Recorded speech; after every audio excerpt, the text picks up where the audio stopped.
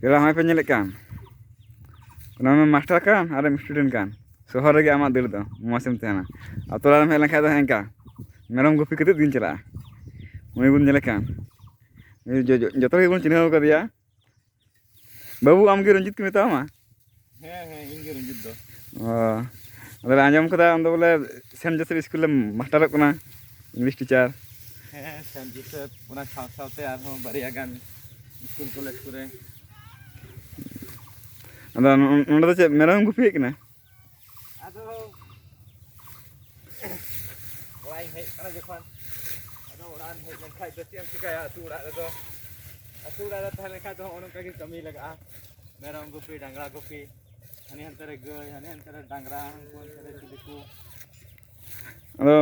ᱦᱚᱸᱜᱼᱚᱭ ᱚᱱᱠᱟ ᱡᱮ ᱵᱟᱢ ᱠᱟᱹᱢᱤ ᱵᱟᱲᱟᱭ ᱟᱫᱚ ᱦᱚঠাৎ ᱠᱟᱛᱮᱫ ᱢᱮᱨᱚᱢᱮᱢ ᱜᱩᱯᱤᱭᱮᱫ ᱠᱚᱣᱟ ᱢᱚᱡᱽ ᱮᱢ ᱟᱹᱭᱠᱟᱹᱣ ᱮᱫᱟ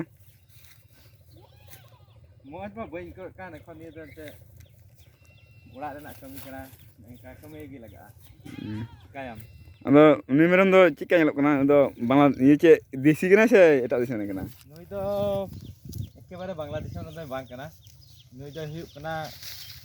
যেটা को মেতাও কখনো শঙ্কর শঙ্কর কাক কি শঙ্করায়ন ᱱᱩᱭ ᱫᱚ ᱫᱮᱥᱤ ᱵᱤᱫᱮᱥᱤ ᱥᱚᱝᱢᱤᱥᱨᱚᱱ ᱛᱮ ᱱᱩᱭ ᱫᱚ ᱦᱩᱭ ᱠᱟᱱᱟ ᱟᱨᱠᱤ ᱱᱩᱭ ᱫᱚ ᱱᱤᱛᱚᱜ ᱱᱤᱭᱟᱹ ᱦᱚᱸ ᱞᱟᱵᱷ ᱜᱮᱭᱟ ᱯᱟᱲᱦᱟᱣ ᱠᱟᱛᱮ ᱠᱷᱟᱹᱞᱤ ᱪᱟᱹᱠᱨᱤ ᱵᱟᱹᱠᱨᱤ ᱜᱮ ᱡᱮ ᱡᱚᱛᱚ ᱠᱤᱪᱷᱩ ᱮᱢᱚᱱ ᱫᱚ ᱵᱟᱝ ᱱᱤᱭᱟᱹ ᱠᱚ ᱟᱹᱰᱤ ᱢᱚᱡᱟ ᱡᱮᱢᱚᱱ ᱱᱩᱭ ᱜᱮ ᱱᱤᱛᱚᱜ ᱵᱟᱡᱟᱨ ᱨᱮ ᱟᱹᱠᱷᱨᱤᱧ ᱞᱮᱠᱷᱟᱡ 15-16 ᱦᱟᱡᱟর ᱴᱟᱠᱟᱭ ᱫᱟᱢᱚᱜᱼᱟ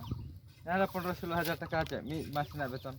তাহলে 10-12টি को तहन तम खाय प्रत्येक मास रे एंका जदि मिट्टी कदम असिंग खाय তাহলে 12 मास ना बेतन मा हुयन ताम अच्छे चाकरी बाकरी लगा